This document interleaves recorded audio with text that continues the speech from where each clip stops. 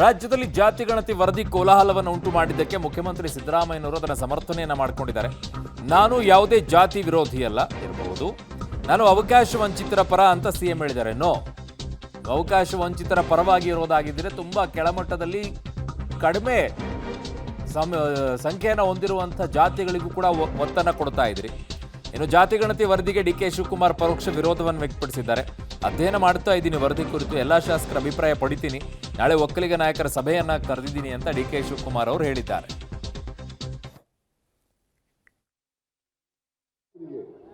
ಹಿಂದುಳಿದವರಿಗೆ, ಅಲ್ಪಸಂಖ್ಯಾತರಿಗೆ, ಅವರೆಲ್ಲರಿಗೂ ಕೂಡ ಕಾಂಟ್ರಾಕ್ಟ್ ನಲ್ಲಿ ಮೀಸಲಾತಿಯನ್ನು ಕೊಡ್ತಕ್ಕಂಥ ಕೆಲಸವನ್ನು ಮಾಡಿದೆ.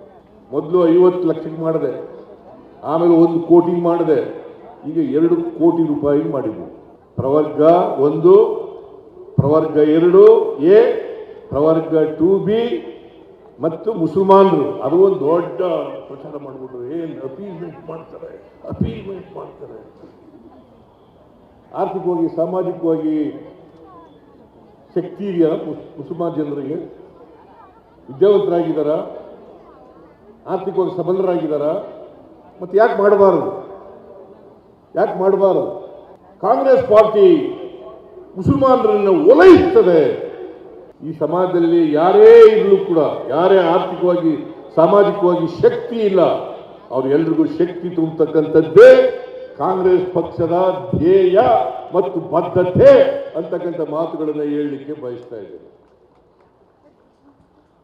ಸಿದ್ದರಾಮಯ್ಯ ಮೇಲ್ಜಾತಿಯವರ ವಿರೋಧಿ ಅಂತ ಅಪಪ್ರಚಾರ ಮಾಡೋದು. ನಾವು ಯಾರ ವಿರೋಧಿನೂ ಅಲ್ಲ, ಯಾವ ಜಾತಿ ವಿರೋಧಿನೂ ಅಲ್ಲ. ಯಾರ್ಯಾರು ಅವಕಾಶಗಳಿಂದ ವಂಚಿತರಾಗಿದ್ದಾರೆ, ಯಾರಿಗೆ ಇನ್ನೂ ನ್ಯಾಯ ಸಿಕ್ಕಿಲ್ಲ, ಯಾರಿಗೆ ಇನ್ನೂ ಅವಕಾಶಗಳು ಸಿಕ್ಕಿಲ್ಲ, ಆ ಜನರ ಪರವಾಗಿರ್ತಕ್ಕಂಥದ್ದೇ ನಮ್ಮ ಸಂವಿಧಾನ ಹೇಳ್ಕೊಟ್ಟಿರ್ತಕ್ಕಂಥ ವಿಚಾರ, ಬಾಬಾ ಸಾಹೇಬ್ ಅಂಬೇಡ್ಕರ್ ಅವರು ಕೊಟ್ಟಿರ್ತಕ್ಕಂಥ ವಿಚಾರ.